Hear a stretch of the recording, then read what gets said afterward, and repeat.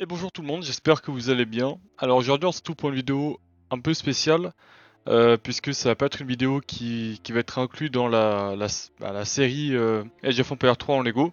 C'est du coup une vidéo dans laquelle je vais vous montrer un prototype de forêt que j'ai fait, qui m'a également permis de tester un peu la technique Mills que j'ai appliquée à mon projet. Donc je vous invite à regarder les vidéos sur le projet sur ce sujet-là. Donc là, ce prototype a été réalisé sur une plaque de 48 x 48 parce qu'il faut savoir que au moment où j'ai réalisé ça, donc il y a quelques semaines maintenant, voire peut-être 1 ou 2 mois, j'avais pas encore les plaques de 32 par 32 que j'utilise pour mon projet actuellement. Pour avoir une idée donc de la forêt que j'ai pu représenter, je vais changer le plan de caméra pour que vous puissiez voir un peu plus en détail. Alors, donc, dans ce prototype, on peut voir une forêt assez dense.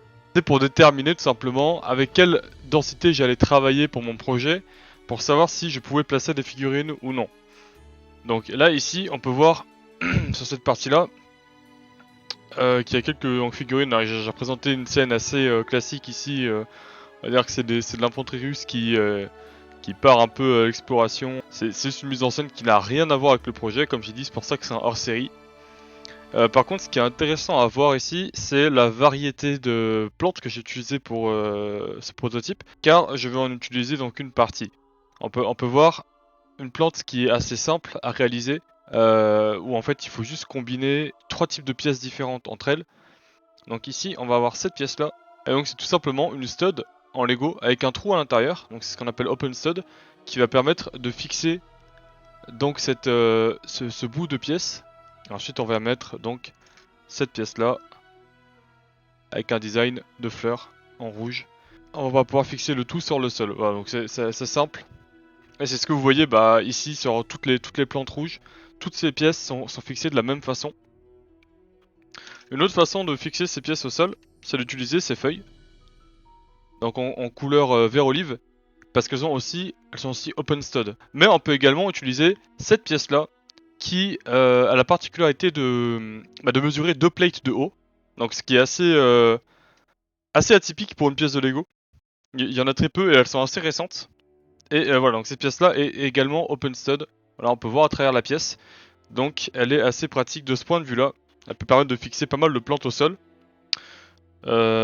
Ensuite, au niveau des arbres, donc pour ce design d'arbre, je me suis inspiré de Brickcraft. Je vous mettrai la chaîne en description. En fait, ces arbres, ils ont la particularité d'être faciles à réaliser et plutôt réalistes. Donc ils ne demandent pas beaucoup de pièces.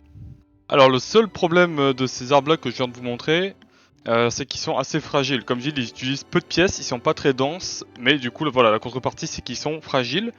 Après, un autre avantage que j'ai pas encore cité, c'est que du coup, on peut adapter le nombre de pièces qu'on va mettre ici pour l'arbre. Et du coup, on va avoir un arbre avec un tronc plus ou moins gros. Et du coup, ça peut permettre de varier un peu les arbres, tout en ne changeant rien au design principal. Donc, comme je vais faire une forêt qui va nécessiter peut-être plusieurs dizaines d'arbres, ça va me permettre de jouer un peu sur cette hauteur et donc de varier un peu le design sans trop me prendre la tête. Par rapport à un autre arbre que j'ai ici dans ma main.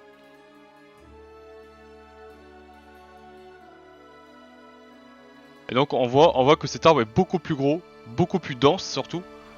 Et pour réaliser cet arbre, je pense de mémoire qu'on a besoin de 96 fois cette pièce-là que j'utilise, qui sont en fait des fougères inversées, pour donner un peu cette impression de sapin. Donc je vais pas parler de tous les designs que j'ai dans ce prototype, mais j'aimerais bien parler d'un autre design où il a fallu que je sois assez ingénieux. C'est ce design-là de buisson, où donc j'utilise une algue en bright green avec des feuilles en olive green, qui permet donc d'utiliser ces pièces qui sont assez dures à utiliser d'habitude. Et voilà, donc juste après, le reste, c'est juste en posant des fleurs au sol, donc sans les fixer à des tiges, juste en les plaçant au sol. On peut voilà, donner un peu de couleur. Le rouge y ressort assez facilement. Donc voilà, c'est juste une petite vidéo comme ça pour vous montrer un peu le prototype de forêt. avant de tourner la vidéo sur la flore, sur les 6 sections sur lesquelles j'ai travaillé jusqu'à maintenant. Donc je vous remercie d'avoir regardé cette vidéo, je vous invite à vous abonner pour ne pas rater les vidéos suivantes. Je vous encourage à laisser des commentaires si vous avez des questions, et je vous dis à la prochaine fois.